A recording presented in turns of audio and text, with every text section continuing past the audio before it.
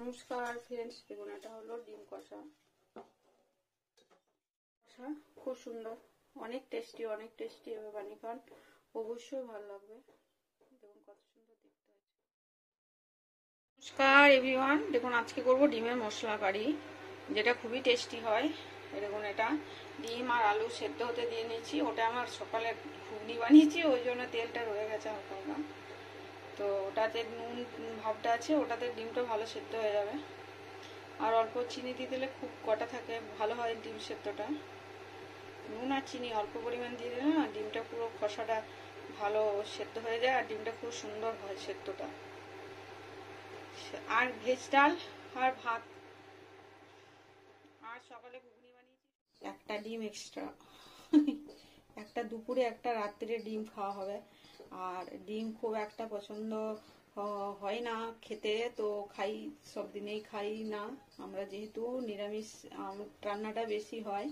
তো যেদিন হয় সেদিনে মাছই বেশি হয়। তো আজকে ডিম হবে, ওই জন্য 5টা ডিম দিয়েছি। এক্সট্রা ডিম যদি কারো খেতে ইচ্ছে হয়, কেউ সাদা ডিম সেদ্ধ খেতে চাইলে, কিন্তু সকালবেলা এটা হলে হতো, দুপুরবেলা এখন কে সেদ্ধ ডিম খাবে, ওই জন্য ফ্রেন্ডস রান্না বানিয়ে নিচ্ছি। এক্সট্রা কারো খেতে ইচ্ছে হলে খাবে, দুজনে রান্না। তার জন্য দিয়ে নিচ্ছি কয়েকটা লং, দারুচিনি, 2-3টে এলাচ, এগুলো গরম করবো, করতে দেবো, পুড়বে, একটু পুড়ে যাক। দেখুন ফ্রেন্ডস ওটা খড়ে গেছে, পুরো পুড়ে গেছে। আর এটা কয়েকটা জিরে দিয়ে নেবো, খুব বেশি মশলা লাগে না মশলাটায়, একটু জিরে আর ভাজবো, একটু কাঁচা জিরে। দেখুন পুরো ফেটে গেছে, ওভেন অফ করে দিই। আর একটু দিয়ে নেবো কাঁচা জিরে, এটা কাঁচা জিরে, এটা পিষে নেবো শিলনোড়ায় সুন্দর করে।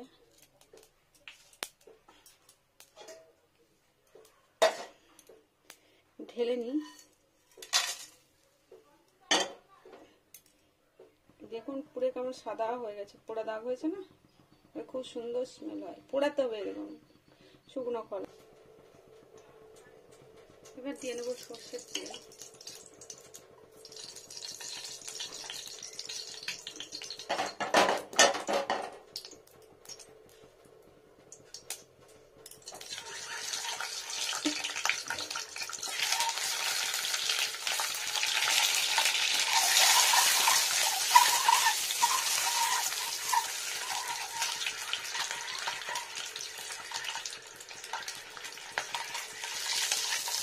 একটু ছোটো করে দিচ্ছি, খুন্তিটা বুঝে যাচ্ছে।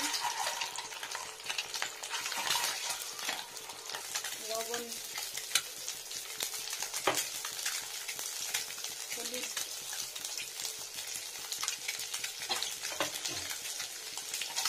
ফ্রাই স্লো টেম্পারেচারে কিছুক্ষণ রেখে নেবো, অনেক স্লো টেম্পারেচার। দাঁড়ান ঢুকে করি,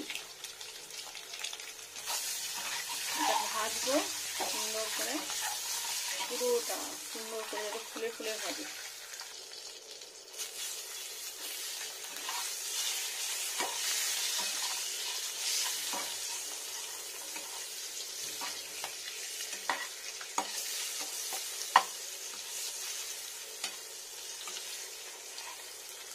ফুলা ফুলা হয়েছে সুন্দর না? দেখুন ডিমটা ফুলে গেছে কি সুন্দর। এবার উঠিয়ে নেবো ডিমটাকে, উঠিয়ে নিই।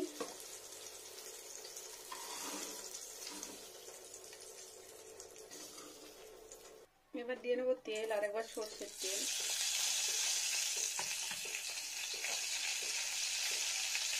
এখানে তেলটা বেশি গরম হওয়ার দরকার নেই, এখানে দিয়ে নিলাম পেঁয়াজ কুচানো।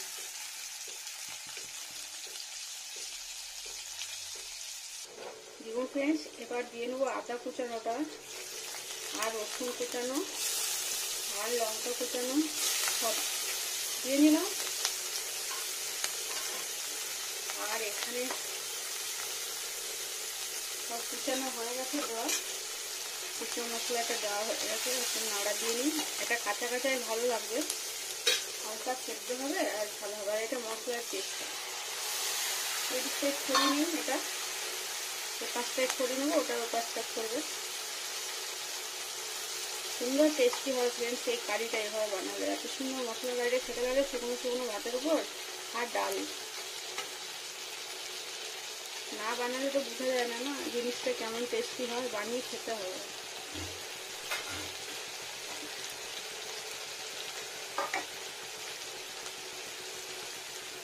এখানে দিয়ে নিচ্ছি টমেটো, কটা একটা টমেটো, আর দিয়ে নিচ্ছি কিছুটা বয়েল আলু।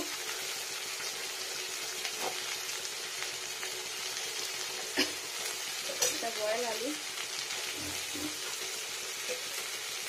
এখানে পরিমাণ মতো মশলাটাকে হলুদ গুঁড়ো দিয়ে নিচ্ছি, আর দিয়ে নিচ্ছি লবণ। কারিটার জন্য যতটা লবণ লাগবে, বেশি লাগবে না, আর একটু লাগবে। টমেটো আছে যেহেতু, দিয়ে হাফ মিষ্টি নেবো ভাজা ভাজা করে, সবগুলোকে ভাজা ভাজা করে।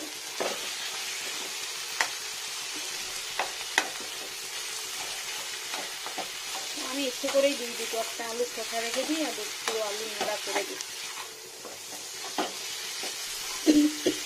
সরি,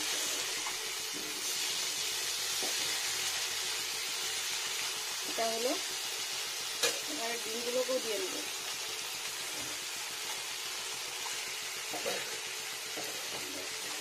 ডিমটাও দেওয়া হয়ে গেল। এবার কষাতেই থাকবো কিছুক্ষণ, ভাজা ভাজা, পুরো টমেটোটা গলবে, মশলা গলবে, পেঁয়াজ রসুন সফট হবে। এটাই কষা মশলা, ডিমের কষা। পুরো কষা কষা ডিম, কারিও না, জল দেবো না, অল্প দেবো শুধু কষাটা। কষা মাংসটা কষিয়ে যেমন জল দিই, অল্প সামান্য কষা মাংস, সেটা জল তো দিই না, এটা ভেঙে গেল। বেশি নাড়া দিয়ে ফেললাম, যা কুসুমটা বার হয়নি, ঠিকই আছে। উল্টো করি আরেকবার, ভাজা ভাজা হবে তো সুন্দর সুন্দর। এটা খুব টেস্টি হয় ফ্রেন্ড, যেহেতু ওই জিরে আর গরম মশলার পেস্ট মানে পুড়িয়ে বেটে নেওয়া হয়, ওই জন্য ওটা একটা অদ্ভুত স্মেল থাকে। এটা খুব মুখরোচক হয়, সবাই পছন্দ করবে। আর এগুলো সব কুচানোই দিতে হবে, আদা পেঁয়াজ রসুন সব ছোটো করলে পেস্ট দিলে হবে না টেস্টি। ওই ডিমটা ছাড়লে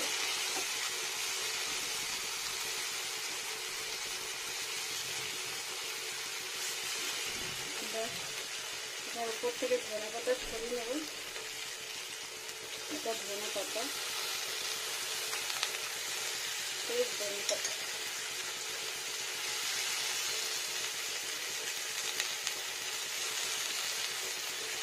এবার টেম্পারেচার গুলো করে নেব।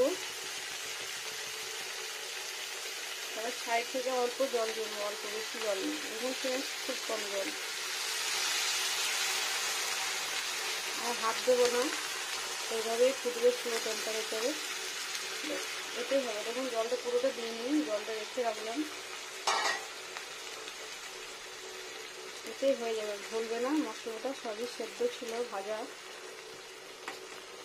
সেটাই হলো ডিমের মশলা, ডিম কষা।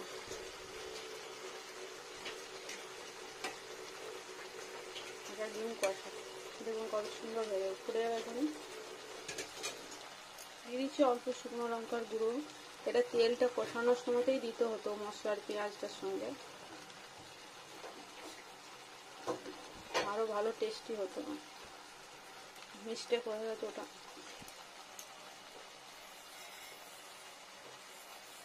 লঙ্কার গুঁড়ো,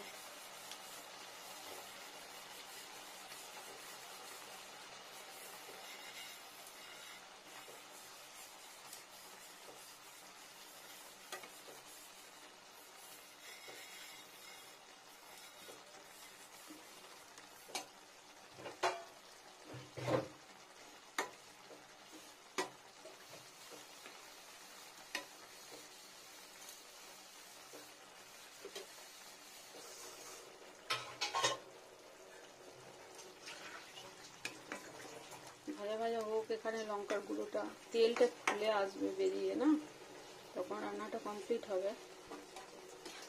কোনো জল আছে একটু, জলা জলা থাকলে ভালো লাগবে না, একদম শুকিয়ে যাবে একদম।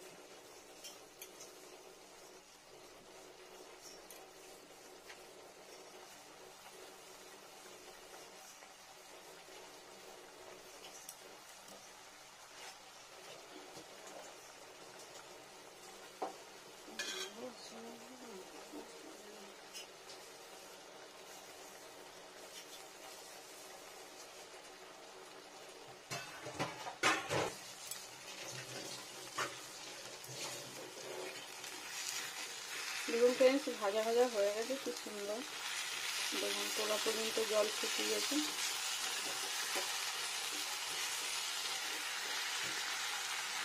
এটা মশলা খেতে খুব সুন্দর, ভালো লাগে খেতে। কারি গ্রেভি টেভি কিছু নেই, শুধু ভাজা ভাজা।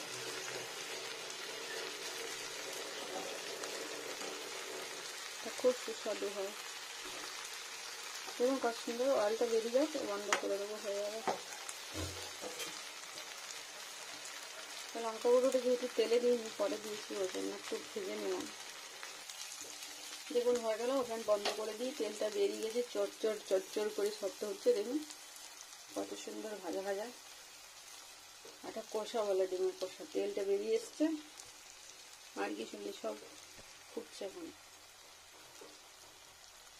এটাই ডিম কষা।